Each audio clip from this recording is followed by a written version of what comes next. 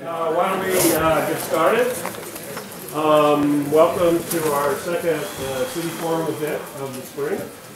And today we're really co-sponsoring with the Opportunity Forum, which is also a campus organization, but it's interdisciplinary and cross-campus. An Opportunity Forum organizes events around the campus, focusing on issues of equity, inclusion, among other things. So it's great to co-sponsor with the Opportunity Forum. Today we're obviously talking about a really crucial and central issue in planning, transportation, equity, and access. And I want to really thank Dr. Alex Harner for organizing this and putting it together.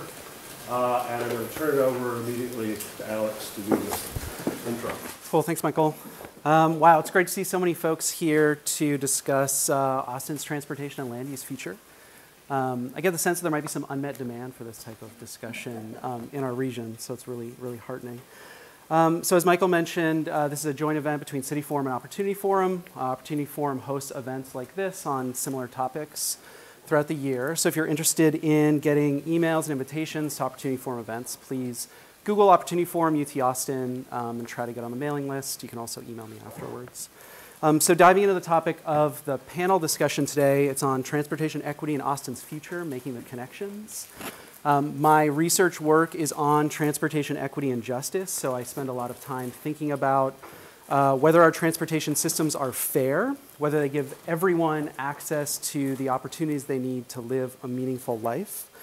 And these types of questions about fairness and justice are super relevant when we're kind of contemplating big changes in our cities and regions as we are in Austin. So we know in Austin, a lot of people like to complain about traffic congestion, right? So congestion on I-35, we have to fix 35. We're going to expand I-35, right, to fix our traffic congestion problem.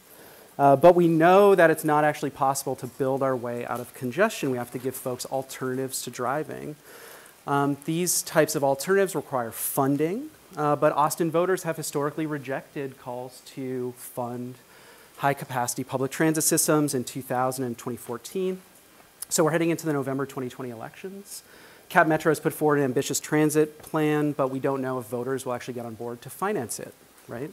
We don't know how best to align our transportation and land use visions, right? We know providing people with options to live near high-quality transit is one way to get the transportation future that we want, but the ongoing debates about the Land Development Code give us the sense that we're not about to make progress on those issues, or maybe we are.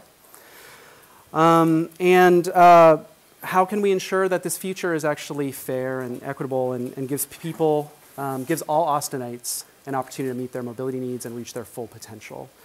To do this, we have to bring in folks who've historically been left out of the planning process. We need to keep people in their homes, right? Prevent gentrification and displacement, and build the density that we know we need to support non-driving modes. All of this is necessary to make progress on climate change, mitigate greenhouse gas emissions, and create places that are prosperous, resilient, fair, equitable, sustainable. Choose your favorite adjectives. Part of the work, and a lot of my work involves kind of doing quantitative analysis, right? Thinking about the costs and benefits of different planning scenarios, projects, investment programs. But another part of it that we don't talk about nearly as much on the transportation kind of academic side is building power among historically marginalized populations and giving them a greater voice in how our region will grow and change in the future. So I'm excited that we've assembled this panel to discuss these issues today. I'm just going to introduce folks on the panel. We're going to have a discussion amongst ourselves for maybe 40 minutes or so, and then we'll have lots of time for questions from the audience. So we have until 1:30. I hope that most of you can stay for that time. Okay, so on my immediate right here is Jacqui Nrnberg. So Jacqui is the Community Engagement Manager for CapMetro. She's worked in the field of community relations for about 15 years. Before joining CapMetro in 2015, she was a public involvement consultant and led various community engagement efforts in the city of Austin, Travis County, and for the Central Texas Regional Mobility Authority. She now leads community engagement efforts for Project Connect, that I'm sure we're going to talk about today. She's also a Longhorn with 2 degrees from UT, so that's good. Yeah, hook 'em. Siobhan Otero, to Jacqui's right, is currently the program manager at Housing Works Austin, where she focuses on affordable housing research, education, and advocacy. She also serves on the City of Austin Community Development Commission and previously worked on the Affordable Housing Bond Campaign as a City Council liaison and with Keep Austin Affordable and in active transportation as a community development planner at Bike Austin. She's a chair of People United for Mobility Action, or PUMA, which is a transportation organization centered on grassroots organizing, capacity and relationship building, and the principles of mobility justice. She remains active in her community and advocates for culturally inclusive, arts-based practices and equitable policies. Siobhan is also a Longhorn with a dual degree in community regional planning and Latin American studies. And then finally, Ann Kitchen is council member for District 5, representing South Austin. She chairs the City of Austin's Mobility Committee and serves on the Austin Energy Committee, Public Utilities Committee, and vice chairs the Housing and Community Development Committee. She's also a board member at the Capital Area Metropolitan Planning Organization, our regional MPO, and on the CapMetro board. She's a former assistant attorney general in the Consumer Protection Division and a former state representative. She also has substantial experience in the healthcare sector and has worked on improving access to care for women and families through various activities at the state level. And I'm a two-time Longhorn. Oh, great. Okay. So my research failed me. I did not catch that. So we have a fully Longhorn panel, which is what I like to see. Okay. So we will dive into some questions for the panel now. And if y'all could use the mic when you speak, that would be great. So the first question for the panel is, what are the most pressing transportation equity issues facing the Austin metropolitan region today, and what are the kind of issues that are on the near-term horizon? So who wants to field that? Go ahead. So we've had an issue, and I'm sure all of you know about this, that people cannot afford to live in Austin proper anymore. And they're having to move further and further outside of town, and yet they still have to come here to work every day. And what we know is that owning a car and commuting that car to work every day can cost people about $11,000 to $12,000 a year. And that's a cost that people don't take into account when they move away to a more affordable place. And so they haven't really gotten that big of a leg up with the move. And so public transportation, a better public transportation system that could get people in and out of town to be able to work every day would be an equity tool.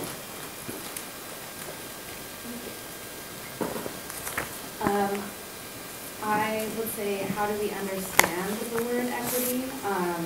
And y'all have seen that graphic where it's equality, where there's a box of folks looking at a baseball game, and the box is the same size, and so one is at a disadvantage in terms of seeing the baseball game, and then equality is showing the box. Yes, showing the box for the person who doesn't have a height increase. So how are we understanding the buzzword equality, equity first, and then how do we operationalize that in the field of transportation planning? And a pillar of that is meaningful community engagement and a shift in power dynamics. And so not just checking the box or tokenizing, but having folks that have historically been excluded from that transportation planning process involved in the decision-making process along the way. And the way I like that somebody put it once is not just having a seat at the table and choosing from the menu, but creating the menu and having the experts pick up the meals. So how are we, again, operationalizing that throughout the process and looking at how this sort of investment could potentially impact those most vulnerable in terms of displacement, and we'll get to that.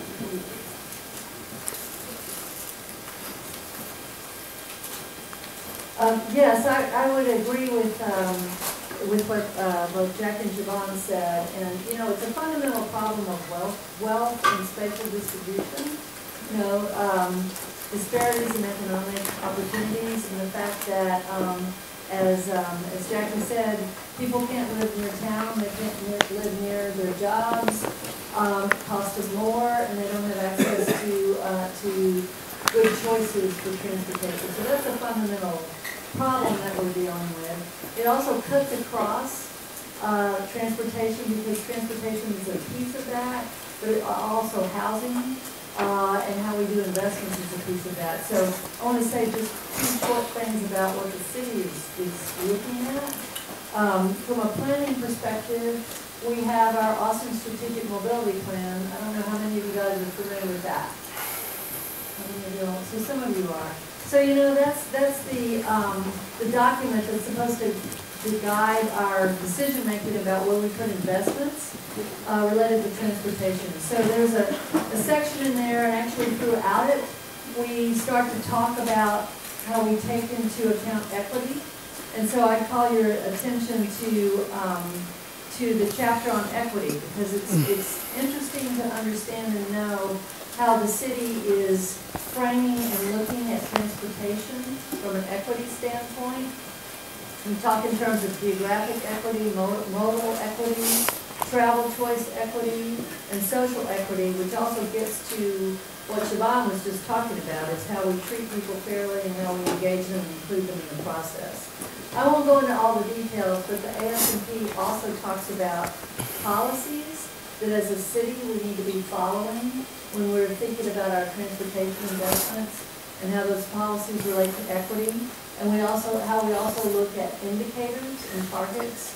So for example, under affordability, there's equity and affordability. Under affordability, we talk about our policy being to proactively assess displacement impacts of transportation projects. We'll talk about that more, but that's something we need to look at. We talk about as indicators decreasing the cost of transportation as a percentage of household budget.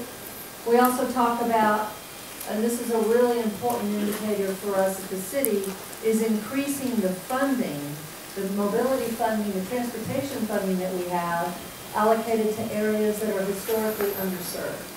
So basically as a city, we need to set these kinds of policies and indicators, and then we've got to align everything we're doing.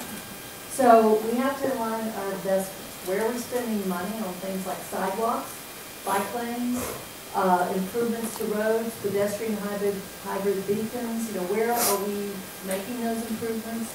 We have to look at our housing dollars. We have $250 million in housing bonds. We need to think about where we spend those and how that aligns with transportation. And we need to look at how we support our transit opportunities and align where we look at housing and also investments for how you get to transit, and sidewalks, etc. And then our land development policies, which we're right in the middle of right now with the land development code. We can talk about that more, but that's where do we want to make sure we have more housing choices and housing types. So much more to talk about, but I wanted to look at that. Great, thank you. So it seems like some of the stuff that Councilmember Kitchen was just talking about around indicators and metrics. All of those things are important, but they need to be supported by policies and practices, right? Another thing that Siobhan raised, this issue of community engagement, authentic and meaningful community engagement, has to be a key part of that as well. Okay, so I think that policies and practices have to be implemented, right? We can have all the best indicators and metrics in the world, but if we're not actually implementing policies and practices to move us in the right direction, they don't matter all that much. We're probably not going to have the right policies and practices or metrics if we don't have really good community engagement. So can you all talk about some of the approaches that we should be using to have implement authentic and meaningful community engagement, or to make progress on the various targets that the council member talked about? Sure. So meaningful community engagement is a moving target, and we are constantly looking for better ways to do it. When we hold public input meetings, and I'm sure some of you, and I see faces that I've seen at our public meetings, people who have the luxury, the privilege of having the time to be engaged and show up to a meeting are the same people that are going to come to all of them and don't represent the majority of the people that we serve. So one of the tenets of how we do community engagement, and I think this is true for a lot of organizations here in Austin, is that we try to go to them as much as possible. What does that mean? That means we go to our bus stops and set up a table there and talk to folks there. It means that we get on the bus sometimes and talk to folks on the bus. We table at community events where we know large swaths of the community are going to be attending. We make it as easy as possible for people It goes without saying that we have to provide things in multiple languages, materials in multiple languages. One of the real challenges in doing transit planning and community engagement in transit planning is that some of these plans can be very data-driven and very complicated, very jargony, very dry, and we show up to meetings, our planners who are brilliant people will show up to meetings with 50 boards and tons of maps and schematics, and it's just overwhelming for people. So that's another thing that we need to really be conscious of, is how do we distill all of this information down into values that make sense to people and in a way that they feel this will impact my life positively or negatively, but they get it. We are also working on partnerships with organizations, social service, nonprofits all over the city to help us connect with groups that we don't normally get to hear from those unheard voices. Somebody like me going into a group might not be well received. First of all, I represent a government agency, which already there's a little bit of distrust there. If I don't look like the folks that I'm talking to, that's a problem too. I come from a place of privilege. So it's really important that the people that we have relaying the messages for us or giving us the introductions into the communities we need to talk to have an existing connection and relationship in those communities, and that's something that we really work on as well. I'll pass this on to you. You bring up two good points. It is a moving target, and I think folks that are involved in this work have challenges in doing that sort of meaningful community engagement. Thus, partnerships is crucial. I look to folks in LA that are doing work similar to this, but are having some promising practices like People for Mobility Justice. They hire folks that are representative of the communities that they are working with, so there's that gatekeeper trust already there, and they're able to get to more of that deeper community engagement and community organizing that folks from places of privilege or from government agencies may not be able to get into. And there's some frameworks that we can use to guide our transportation planning. One is the mobility equity framework, and there are 3 pieces to that, which is identifying the mobility needs of low-income residents, conducting a mobility equity analysis to prioritize those needs and meet the needs by maximizing benefits and minimizing harm. And again, with that power shift, as placing decision-making powers in the hands of the community members, and really looking at the history of inequity and righting those wrongs as we make investments and prioritize certain parts of those investments first. And I promote, mobility justice, which is looking beyond infrastructure and more at the individual's personal experience, and how are we accounting for that throughout transportation planning. And then radical planning in the field of urban planning is looking more at an equitable and community-based planning approach. Systems change, addressing the roots of some of these inequities, and using strategies like participatory budgeting so that community members are involved in that budgeting process. Co-producing knowledge, community members are the experts of their challenges and solutions, and sometimes we're removed from some of those communities making these decisions and trying to figure out how to do it when we could be having more of those engaged and maintained relationships in the community to advise where we're putting those investments. And then other tools that Councilmember Kitchen outlined in Chapter 6 of Austin Strategic Mobility Plan outlines a bunch of strategies that we could do with community engagement. The question is, how are we actually implementing those practices and then those policies thereafter? And thank y'all both. I would agree with all of that. I'll just add, from the perspective of, from a council perspective, and as you said, policies and indicators don't mean anything unless we actually use them. So the bottom line is we have to track results, but to put in from a city perspective, we have to put into place the structure to actually track and see if we're making progress on these policies. And that means in our staff, in our city staff. So, for example, one of the things the city has done is create an equity office and hired an equity officer. We did that a number of years ago. And that gives more structure and meaning because we have charged someone in an office, given them the authority and the resources to specifically help us track and look at what we're doing from the city perspective through the lens of equity. So that's just one example. But what I'm trying to say is, as an organization as big as the city, you have to build in the mechanisms to make sure you're carrying out your policy and achieving your indicators. Otherwise, it's not going to happen.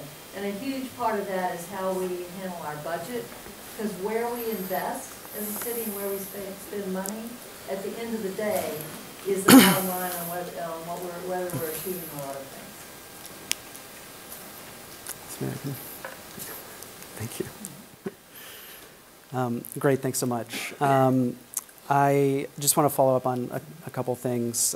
This idea of having an equity office is something that a few different agencies across the country have done. So there's a good example in Portland, Oregon. The TriMet, the public transit provider there, also has a kind of equity office that touches everything that the agency does. So they're involved in equity analysis, public engagement, contracting, even they're interested in like contracting equity, and they've gotten some really good results there. The MBTA in Boston, the transit authority there, also does something similar. That's a very promising practice. And then I liked what Jacqui said as well about this kind of like idea of going to the community, not just holding a public meeting and waiting for people to come to you, which is still kind of standard practice across the transportation planning world. You'd be surprised. And then some of the ideas that Siobhan talked about as well, participatory budgeting, co-producing knowledge, and also bringing people from the community in as equals and compensating them for their time, I think is super important. I'm going to shift gears a little bit now to talk about this kind of pet issue of mine, which is that when you talk about transportation with your family and friends, as I'm sure all of you do, you know, it always goes back to congestion and or parking, right? Like, oh, parking is so bad, congestion is so bad. The stuff that we're talking about, right, the kind of sustainable, equitable, resilient transportation future for our city and region involves public transit, it involves walking and biking, it involves moderate density. This is a loaded question. What can we do to shift people's perspectives, right, drivers' perspectives, so that they realize that congestion is a way of life, right? Or a fact of life, rather. It simply indicates that a place is economically prosperous and lots of people want to travel to the same place at the same time. So we're going to have congestion. We can't get rid of it. And the only way out is to support alternatives that individuals can choose to use to avoid congestion. So how to shift that mentality. Does anyone want to take that one on? It's a real challenge, particularly for us at CapMetro, and a few things. One, we don't chastise people for driving. People drive, and that's fine. What we want to promote is that we want to provide a choice for people who don't, and it's good for everybody if we have a good transit system. So telling people what kind of time they can save has been so far very well received.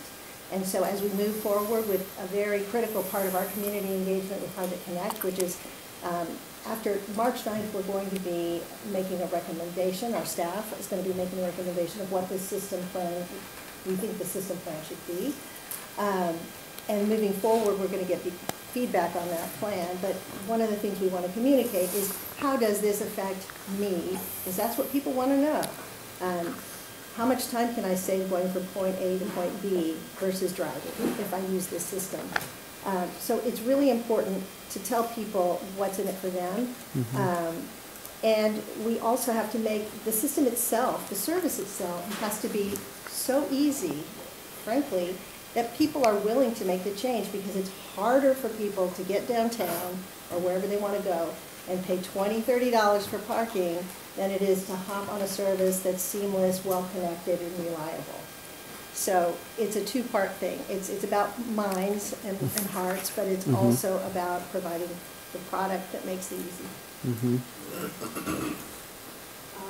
Yes, we are dealing with the car-centric planning of, you know, the 70s, 50s, 60s, and part of our code still prioritizes car spots versus sidewalk or bus stops. So I think that's part of the challenges that we're grappling with today, and but also looking still through that lens of mobility justice and in the assumptions that we make when we say, you know, everybody should ride a bike and that's going to solve it, but for some people that might be a very different experience based on their ability, color of their skin, their experiences on the streets in general. So always applying that lens when we talk about solutions, and then utilizing some of those strategies with community engagement to help us understand some of our shared visions. If, you know, this is a solution that is potentially provided by this transit investment, how do we share that goal? And with part of the community engagement piece is being creative with that and working with some of these softer sides of planning strategies like storytelling and arts-based community engagement, which can be a very transformative experience that breaks down a lot of these barriers and assumptions, and that process is very meaningful and helps folks get on the same page and just break down some of these challenges and assumptions. Yes, and I would agree. And as we move forward with talking with everyone in the community about Project Connect, we are going to and are starting to hit up right against the concerns that you raised. You know, so as you all said, what we have to be talking about is something that works for everybody. It's convenient. It's real choices, real possibility. And we have to acknowledge that people get around, everybody gets around in a lot of different ways depending on the, you know, what's going on at that time. So I would just say the bottom line is we, all of us, have to start talking about this more with others in the community. And we have to talk about it in a way that really gets a level deeper, as you all said, that really understands the individual circumstances. When you talk to individuals about what's going on with them and you have a real conversation with them, I find you can usually get to a point where they can acknowledge that they need choices. Whether they need to drive a car one day or they need to walk another. They need choices and they want choices. And they really want to make sure that they've got choices. So they don't want to see that somebody else's choice is going to prevent them from having choices. So it's a matter of talking about the fact that if you feel like you need to drive and that's important and that works for you, that's fine, that's good. And allowing other people to take transit or ride a bike or walk is going to help you with your choice. So again, the bottom line is this is something that we as a community really need to ramp up as we move towards November and Project Connect. We need to all be talking with each other and our friends and family so that we can help the community, I think, get to a point where we all recognize that having a good transportation system, a system that works for everyone with different choices for people, is what we need, and that's what it's going to take. So it's not an either or, it's not a you get your way or you get your way. It's as a community, if we're going to move forward, we have to have those choices for everyone.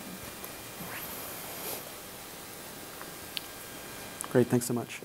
So I want to shift gears again and kind of follow up on some of these points that y'all just raised. We're kind of talking around this issue of Project Connect.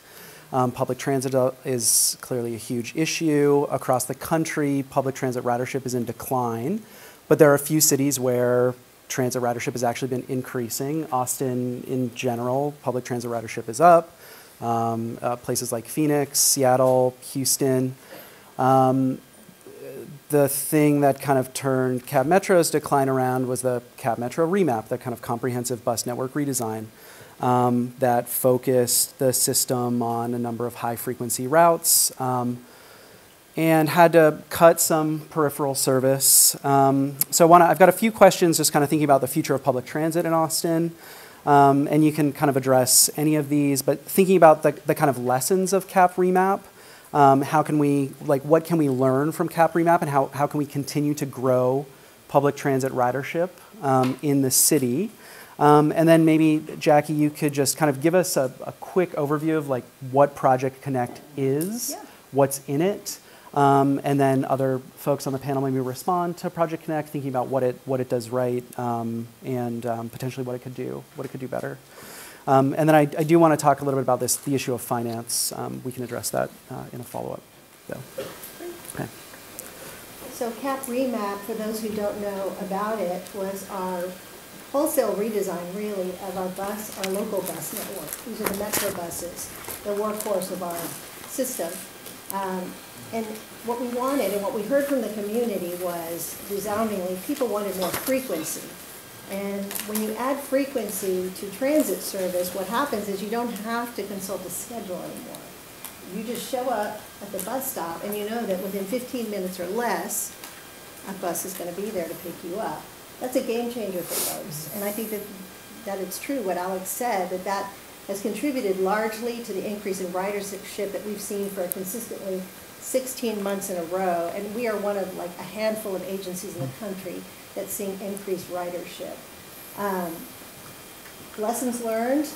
So not everybody was happy about Cap Remap, and we heard about it in a big way at our board meetings. There were legacy routes, peripheral routes, as Alex said, that were serving neighborhoods right inside the neighborhood. So some folks had been getting practically front door service with local bus service for years. When you take something away from somebody, that is not well received.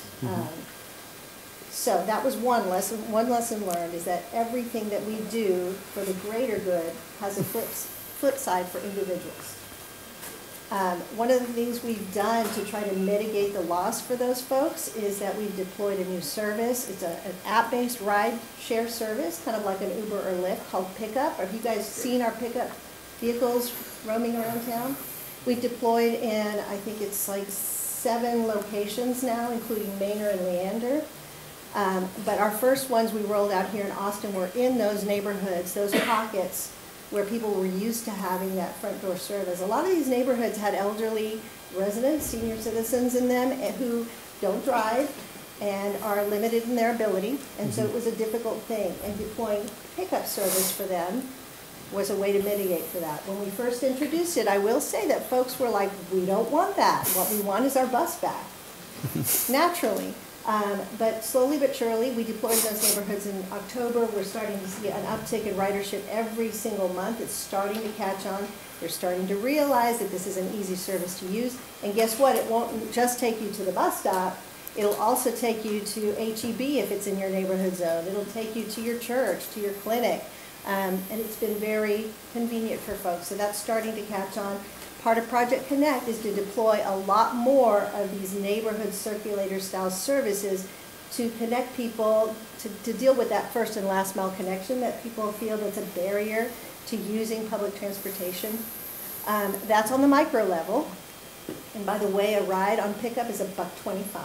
And if you have a bus pass, you just use your bus pass and you're in. So a little bit better value than some of the other rideshare services. So Project Connect in a nutshell, and I'll try to go quickly because there's a lot of components here. The centerpiece of the plan are 2 what we call transit ways. Transit ways are basically dedicated space where our transit vehicles can run free of traffic. Because when I was talking about high frequency network and not having to consult the schedule and waiting at the bus stop, I bet some of you who use our service can tell me that you have spent a lot more time than 15 minutes sometimes waiting for that high frequency service. Well, there's a reason for that, and the reason is that our buses are stuck in traffic like everybody else, right?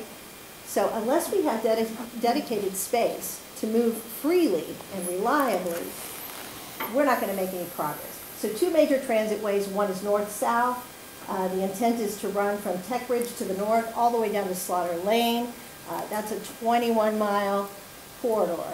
And we're calling that the Orange Line for now. It may get a cuter name down the road. We're not sure. Maybe it'll be the Burnt Orange Line or the Longhorn Line. And then we have the blue line, which is our airport connection corridor, which would run from the airport. It would travel mainly on East Riverside Drive, which is a beautiful corridor to put transit in, lots of space there, into downtown. And at some point, these two transit ways would interline and operate together. Additionally, you know, if people just saw those two transit ways, they'd be saying, so what's in it for me? Like, you know, I don't live anywhere around those things. We're also deploying 7 more Metro Rapid services, 7 more Metro Rapid routes. If you're not familiar with Metro Rapid, if you see our articulated buses out on the street, the red ones, they have priority lanes in downtown on 2 corridors, Guadalupe and Lavaca. 7 more of those corridors, but with a lot more priority treatment. In other words, it wouldn't be fully dedicated space, but some priority lanes where needed. Signal prioritization, working with the city, our partners at the city, to get that prioritization for signaling, etc. That's another part of it. Another part of it is park and rides, a lot more park and ride facilities, because back to what we were talking about, how people are moving outside of town and having to get in every day. We've got to get them a way to access the service. And so the only way to do that is to create these facilities where people can drop off a vehicle and get on board. So park and rides are another big part of it. In addition, enhancing our existing Metro rail service. That's a commuter rail, which, by the way, as an aside, is different than light rail. So the service we might be considering for the transit ways could be light rail, and light rail operates a little bit differently. Mostly it's the track is a different kind of facility. So the Metro rail service is a commuter rail. Another commuter rail possibility would be on what we're calling the Green Line. And this is a rail facility and right-of-way that CapMetro already owns. There's freight service running on it right now. And that would be from downtown to potentially all the way east up to Elgin, which is a community that's growing, and Manor is growing. People are starting to move there in droves. So that's another part of it. And then all connected to our new downtown station, which is planning to open in 2021. Great. That's it. Thank you. I probably missed some. So yes, CapMetro has done a great job with increasing its ridership. It's great to now catch the bus every 15 minutes. And in looking through, again, the lens of equity is, yes, we increased ridership, but are we also increasing coverage to the areas that have been historically disinvested? So applying that equity analysis and making sure that, again, we're increasing ridership, but making sure that we're also planning for the areas that, for example, in some of our community engagement work with Puma, we've heard some same frustrations that y'all have heard with, you know, I didn't have much of a service before and now it's gone and I have to walk further, or I'm not able to get to my job, or things like that. So hopefully with the community engagement work, it's identifying hotspots to see where investment maybe could be reapplied, and with the transportation justice principle requires a level of accountability to that as well. So with these community engagement partnerships and understanding the realities of CapMetro's budget and planning, how are we all working together, not in silos, to make sure that this is truly a good system that is can be accessible for everybody, and especially those that have not had that sort of access before.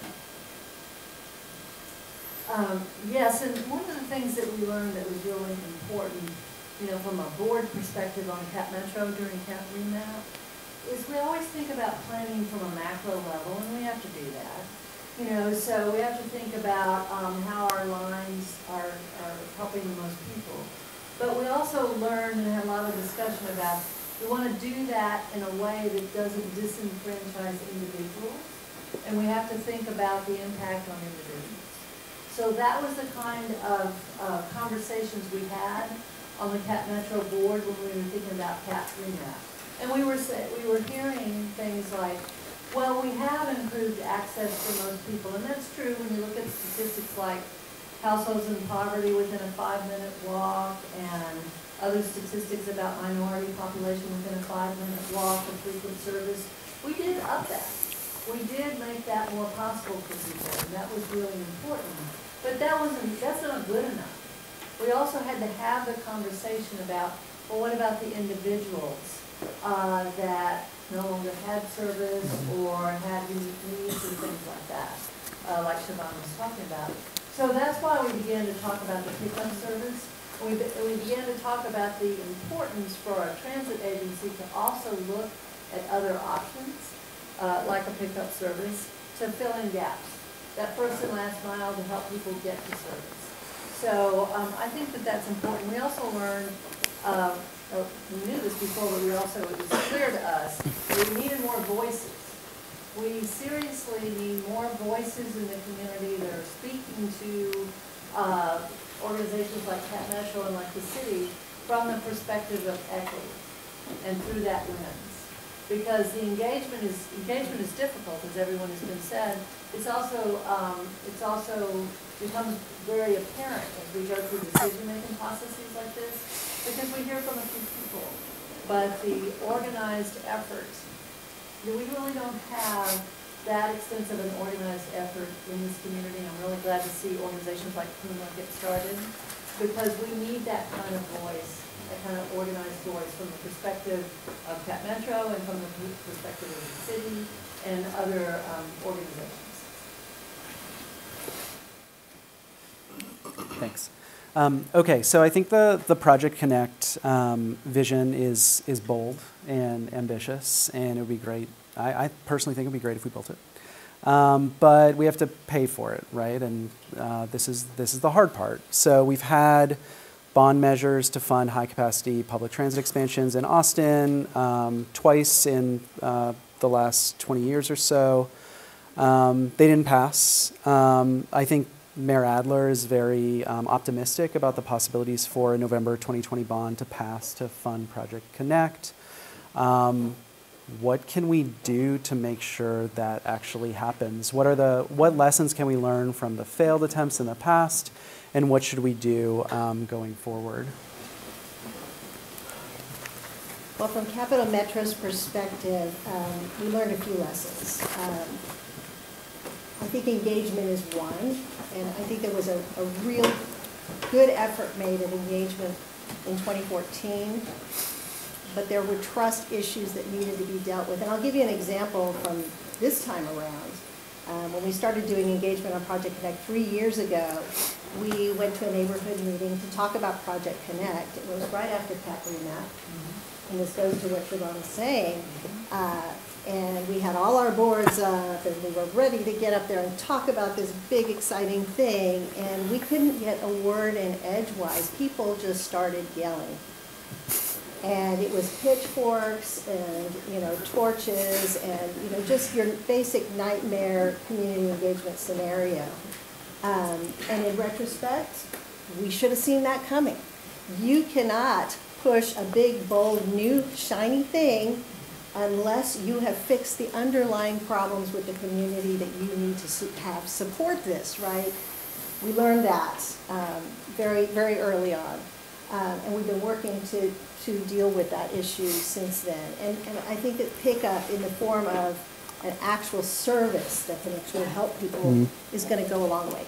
Another thing that we learned from 2014 was that it wasn't made clear to people that the rail alignment that was being put forward was not the only piece of the system.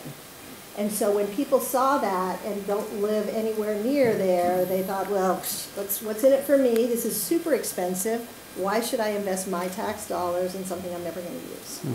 Valid, totally valid. And so this time around, we're working really hard to talk about all the components that are going to go into this system and how they're all going to work together to facilitate.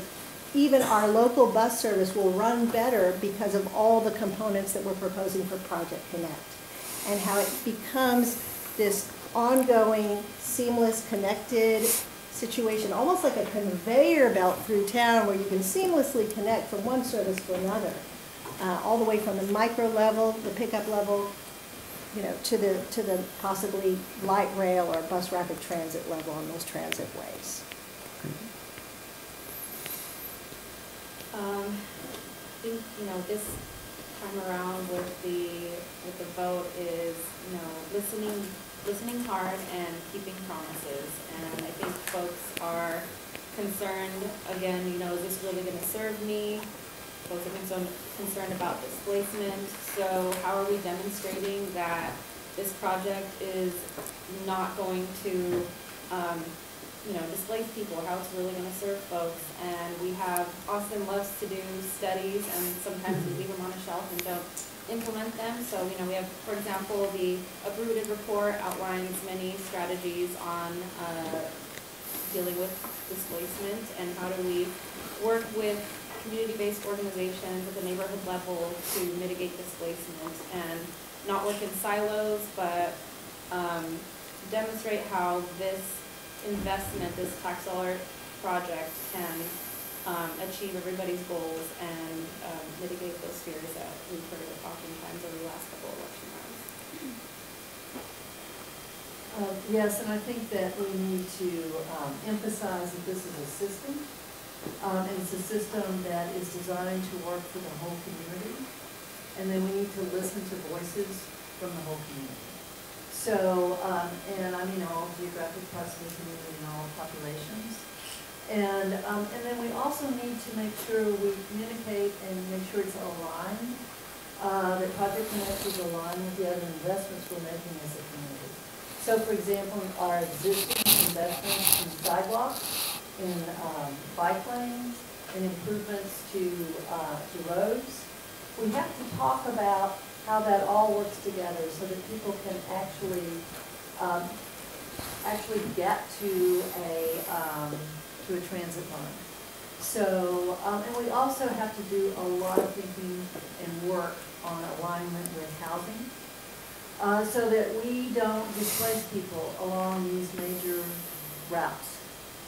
We can have more conversation about it, but we're at risk for property values going up along our major lines. And we have to put in place at the same time we move forward with transit. We have to put in place mechanisms to guard against displacement from rising rising rent, rising cost of property, and we need to look at all the tools that we have as a city, as CapMetro, as a county, work with all of our government agencies, because it's really a system approach. And if we're not looking at it as a system, we're going to have unintended consequences. Great. So I'm going to ask one last question, then we'll open it up to audience questions. So please, brainstorm the questions that you'd like to ask the panel. And just jumping off this last point about kind of housing and looking at the system, we know that transportation doesn't operate in isolation, right? So if we could provide the best in the world public transit system with very high frequencies, super comfortable vehicles, friendly drivers, but if folks don't have a way to easily access the system with high quality sidewalks, with curb cuts, with shade and shelter at stops, they're not going to use it. If they don't have things to walk to at the end of the trip, they're not going to use it. And if there aren't the kind of concentrations of people living near public transit, it's not going to make sense to run high frequency service there. So there's kind of this chicken and egg problem related to transportation and land use. We in Austin have been trying to modestly increase density in some places through various efforts. Most recently, the Code Next effort failed after many years and a lot of money invested in the process and discussions and planning.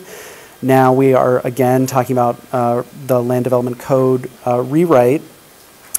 So what can we learn again from the failure of Code Next and that this current effort related to the revising the Land Development Code? What do these things say about our ability to realize this kind of equitable transportation future that we want? What can we do to realize it? So a few things from the transit perspective. One thing is that if Project Connect gets funded, the beauty of that, the fringe benefit of that, is that we get to redo the entire corridor where these transitways are running. And that means we can improve sidewalks, create pedestrian connectivity where there was none, improve bike infrastructure, add trees, make it more hospitable, add shade. We plan to do stations that have much more amenities, including better shade, seating, more hospitable and beautiful place to sit. Art, public art, that's another option to create with the community, to co-create. And I say co-create because when we use the word placemaking, it kind of sounds like we're going to make a place for the community, and that's not how it has to work. It has to work that we make a place that the community wants and that reflects the values and the needs and desires of that community. So using that opportunity to make beautiful places that respect the communities along those corridors is another option that we have. So that's one thing. Another thing is the advent of transit-oriented development here in Austin, which is a relatively new phenomenon.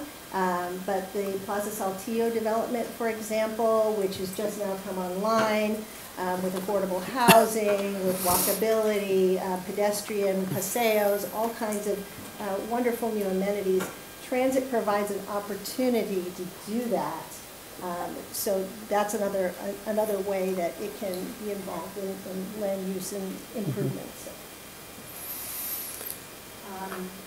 Through the code, I'd say we have to really link the affordable housing to this transit investment paired with this preference policy, so that both the generational ties that have been displaced have the opportunity to come back and have more affordability living in the city.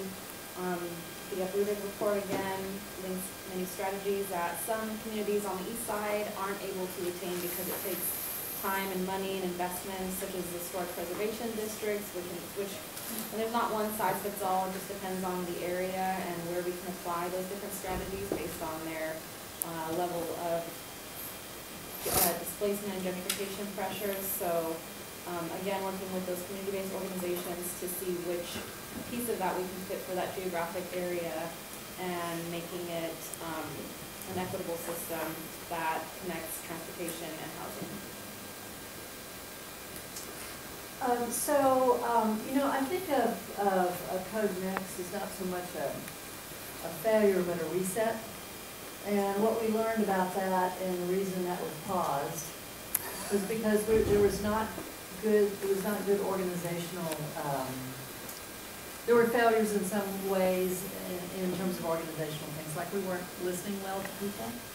There was not good input from people, and we had difficulties related to staffing and other things like that. But be that as it may, what we're talking about right now, right in the middle of with the land development code, is the intersection between housing and transportation. So one of the fundamental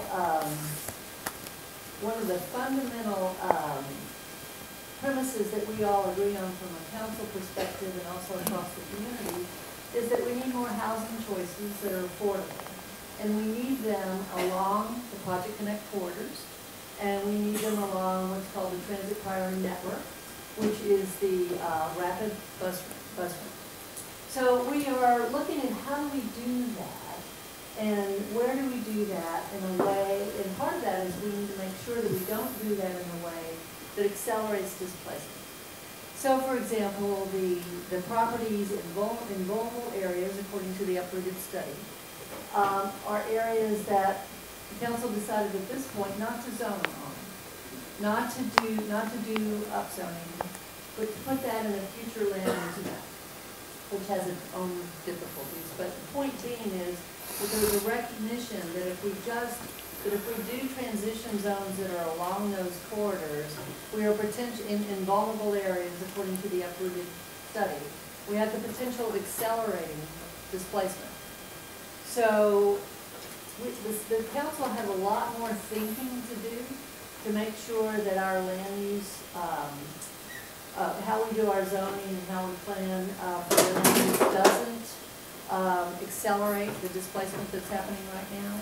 We're having some of those conversations. We need to have more of those conversations. We've also had some conversations about how do you actually align increasing density with infrastructure like sidewalks. So if we're going to increase density in certain areas and reduce parking requirements, we need to align, from my perspective, we need to align that at the same time with infrastructure like sidewalks and bike routes and things like that. Because it doesn't need to be, I was at a meeting the other day where we were talking about sort of where someone raised the thought of a chicken and egg kind of approach. You know, do you do the transit first and then the housing first and then the transit? I don't think we should be talking about it in that way, because I think that's a failure either way, chicken and egg, whichever comes first is a failure. We need to align what we're doing, and we have a great opportunity now because we are investing in sidewalks. We do have bond money where we're doing that. We're investing in affordable housing with our recent bond money. So we need to align how we're spending those dollars, how we're planning for those things. At the same time, we're talking about zoning and where we put increases. Great. Thanks, everyone. Okay, so we'll open it up for audience questions. Who is the first question? I see one hand back there. Michael, okay, back there. And we've got we've got one mic that will run around. And then we'll get you next. Yep. Okay, great. Bob Hendricks, a volunteer with the Sierra Club. I have a concern. I love these high-speed corridors and the development, the density of development along them. My concern is that when you do that, you make it very, very appealing to live there. The land prices go up, and even though you put transportation into a low-income area, within a short amount of time, it ceases being low income. Is that a valid concern, and what in the world we do about it? Yes, thank you. That's what I was trying to point to when we talked about the potential for displacement. Now, what do we do about it? I'm not going to pretend that I have an answer to that. I can tell you some of the things that we're talking about. And one of those things that we're talking about is the city's potential, the city's opportunities to invest in affordable housing. We do have dollars that were approved at our last bond, $250 million for affordable housing, some of which is dedicated, $100 million or so is dedicated to acquisition. And so we have the opportunity to align our plans for properties that we acquire with places like your mentioned.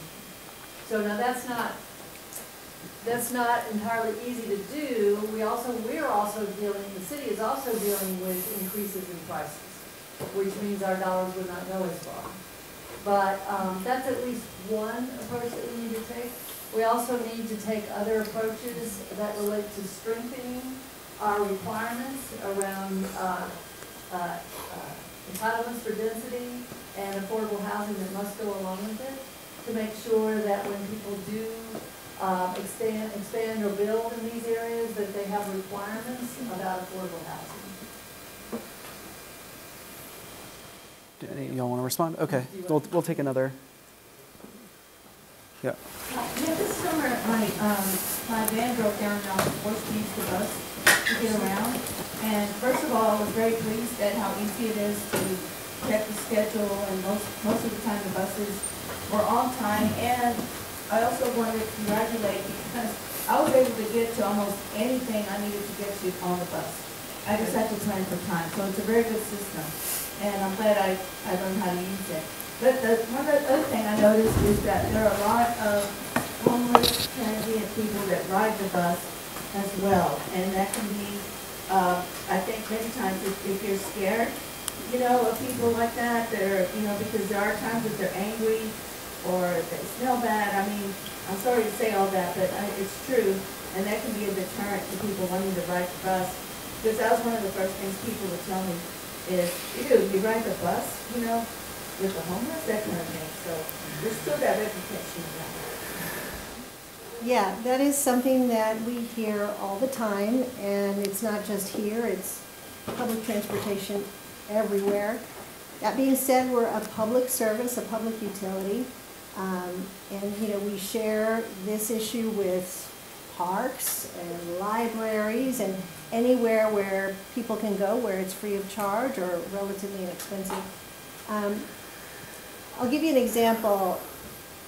There's a kids club called the ATX Kids Club.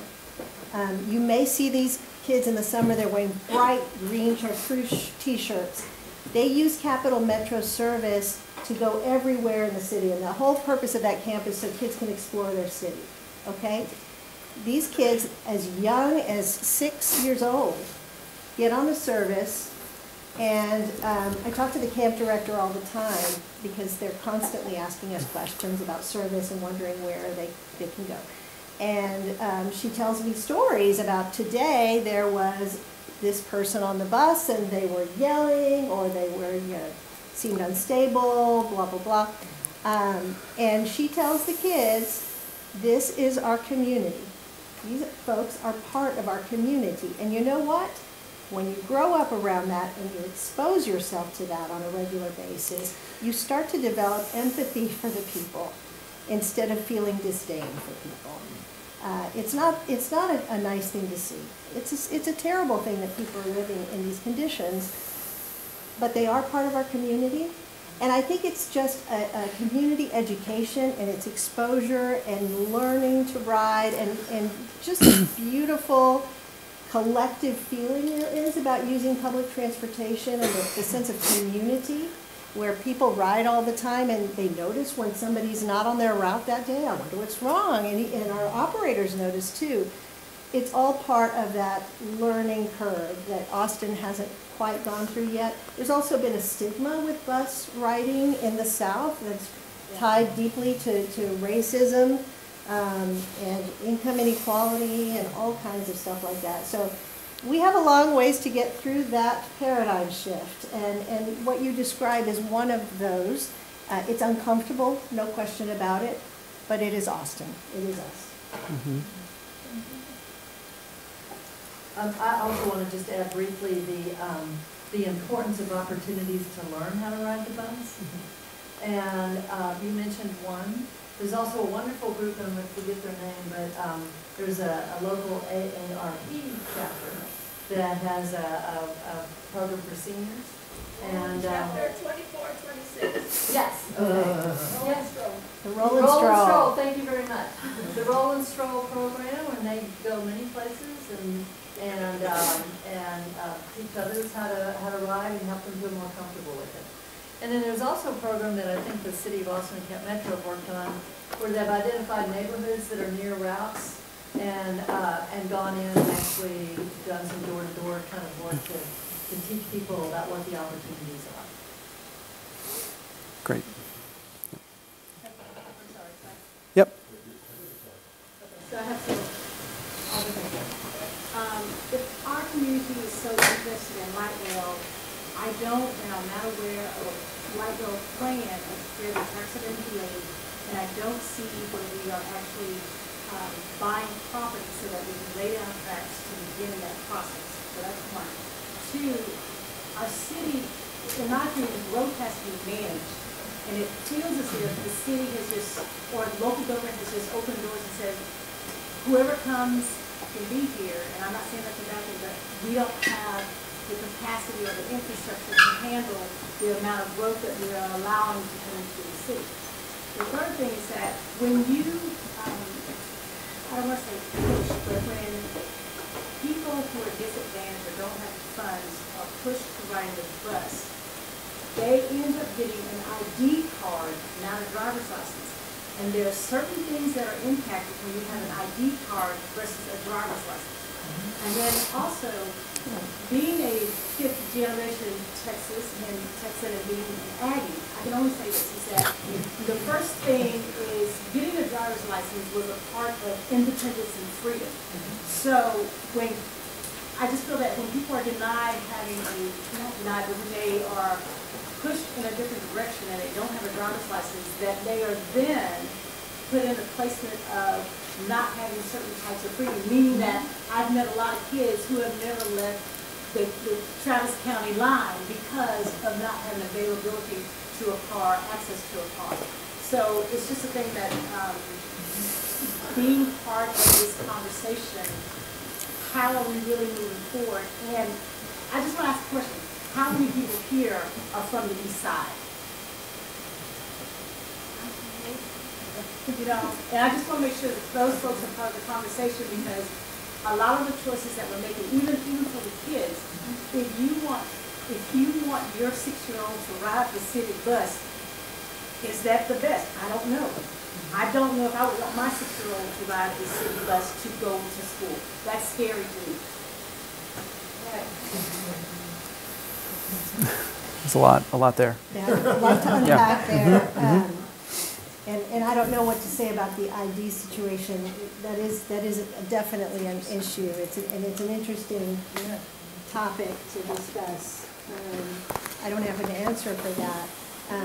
I do know what you're saying about putting a child on a bus, and it is an evolution. We're not there yet. Some people are putting their children on the bus, and I will say that last year CapMetro's board approved having free fares for kids on all our services, including Metro Rail, K through 12. And that has also contributed to our ridership increase. Mm-hmm. But what children are able to develop when they do ride the service is a sense of independence and a feeling of ownership of their community and their city. There's also a freedom for parents who don't have to be tied to taking them places after school activities. And I don't have to say that lots of children were not able to do after school and extracurricular activities because they had no one to take them there, and are learning to use the bus service to get to those activities. It's been a real eye-opener for parents. The kids that are riding, I get calls from parents and emails from parents all the time saying, my children have matured so much, they're so much more independent.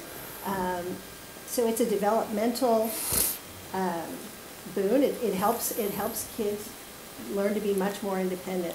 So there are two sides to it, but I hear what you're saying.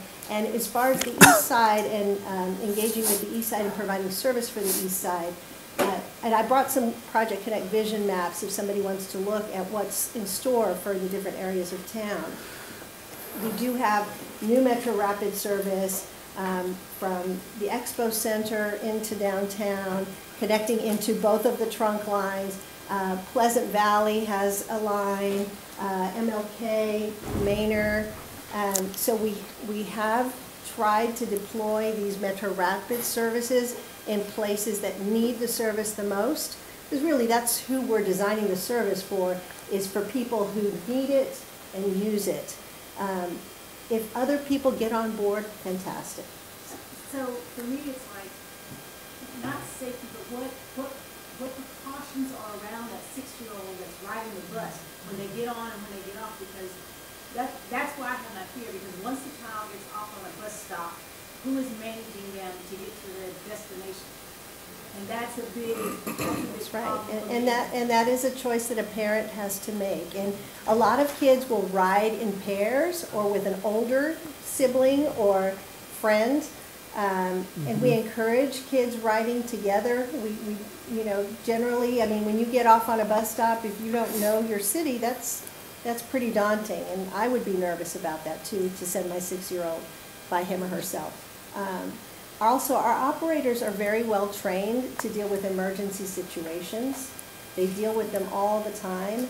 And we've had operators who have helped children find their way home. We've had operators reach out to 911 because there's a child that they see on the street, for example. So they are very well trained to be observant of the passengers that are on board and to answer questions. And most of them are super friendly and go out of their way to help people. So.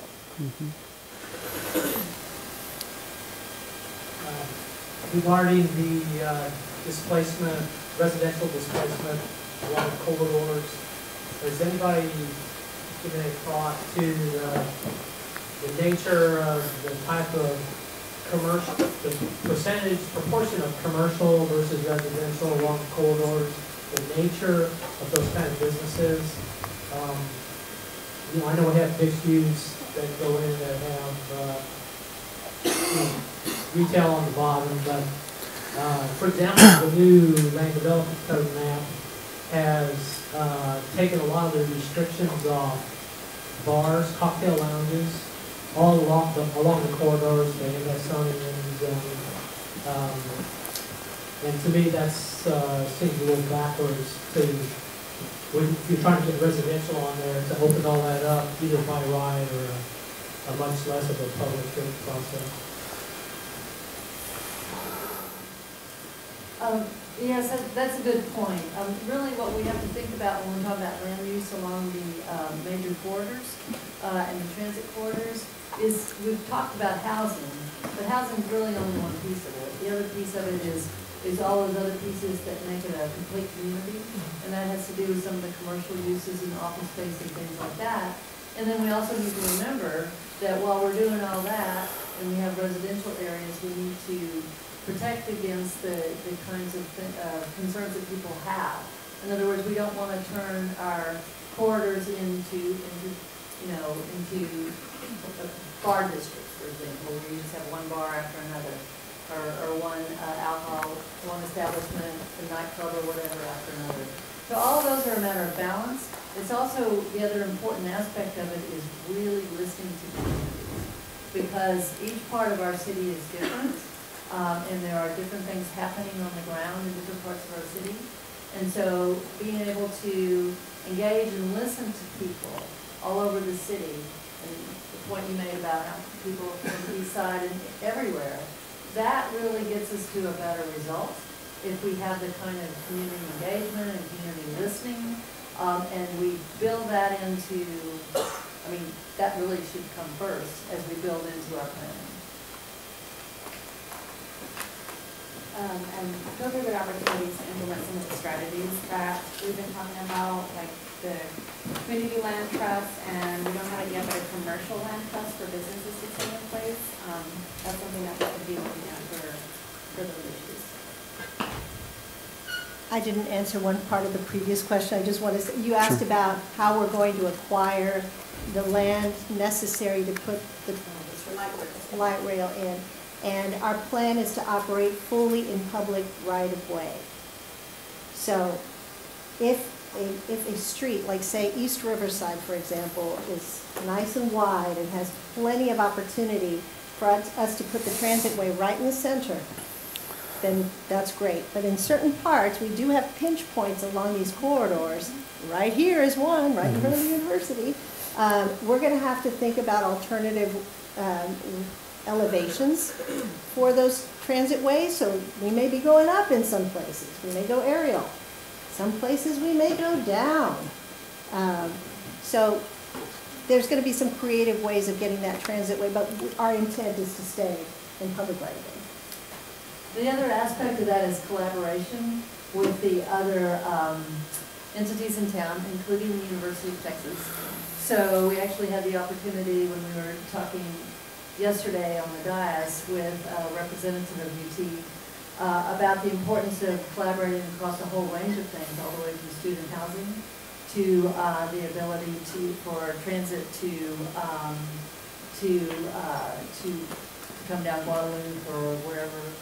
And so really this has to be, that goes back to what I said before, this has to be a community effort. So we have to be able to collaborate with UT as well as other entities. Sarah, one, yeah, go ahead. So sorry, Danielle Skidmore. I guess I want to bring up the elephant in the room, quite honestly, and talk about I-35 for a few minutes, if we can, because I'm really excited to see Austin moving forward with major investments in transit, but we in America had a systemic bias towards automobiles when it comes to transportation funding for a long time. And that through the CapMetro process, we still see that, right? Mm-hmm. So when we make large investments in transportation infrastructure, that affects land use. So how do we as a community have a more comprehensive conversation about our mobility that includes a conversation about I-35 along with Project Connect? Because we have a parallel project that is a multi-billion-dollar project that's occurring with relatively little public involvement.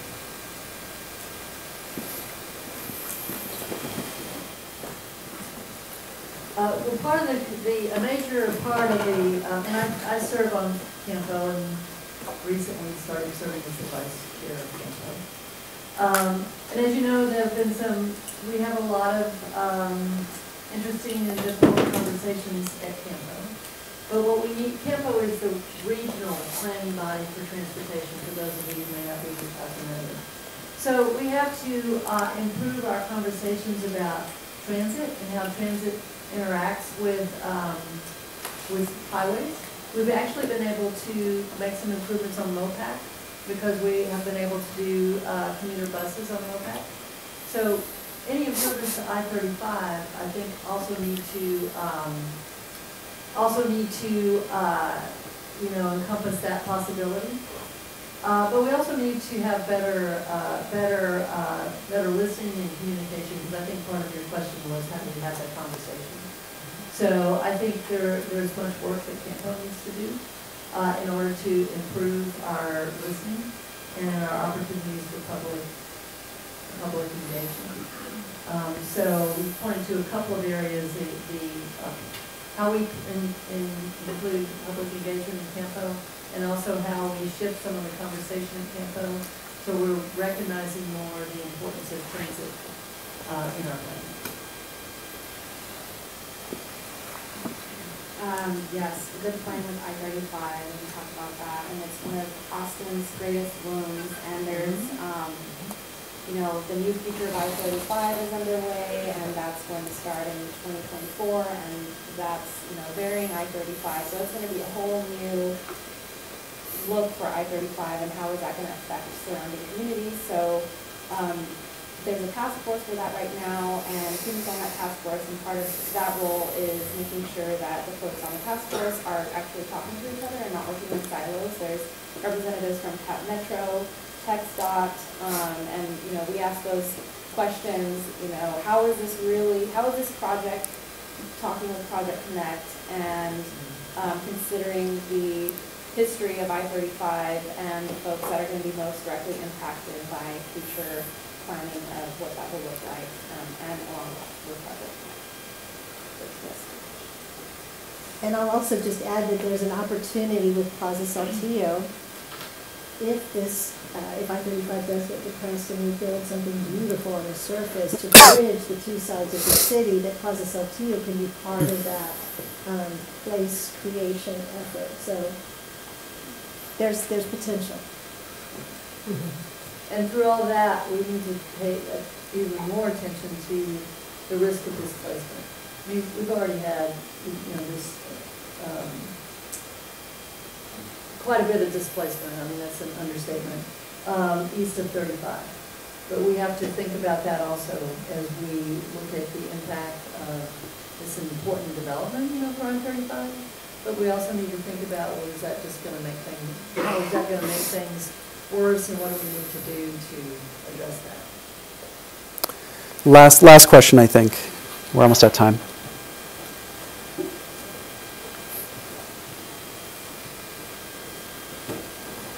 I kind of wanted to talk about the 40 years that I've been in Austin, and with a person with a disability, we went from no access to very good access. You'll see the ridership on transit going up and up by persons with disabilities because they don't have an option of a bicycle or a car or a skateboard. So transit is real important for transit-dependent people. The sidewalks add to that. All the access to businesses add to that. It's a big ball. It's not just a lift on a bus, but it's the entire community that benefits from this. And one thing I wanted to say about Project Connect is that we have to remember, or at least know, that this is going to impact generations. It's not the other 12 little projects we had before this. We're talking generations of our future. And me, for one, I'm excited there are more options coming, and the more trains you have, the more buses we have to accommodate people with disabilities too. And we also need to look at some of the designs on the regular services that will access more people. So I think we have a wonderful opportunity here to grow the system, to grow our generation into a better knowledge and understanding and appreciation for our public transit system. Thank you very much for making that point. It truly is transformational, and this is our opportunity to both make that transformational investment and to shift how we think about and talk about transit in our community and how we think and talk about transportation in general, as we were talking about earlier.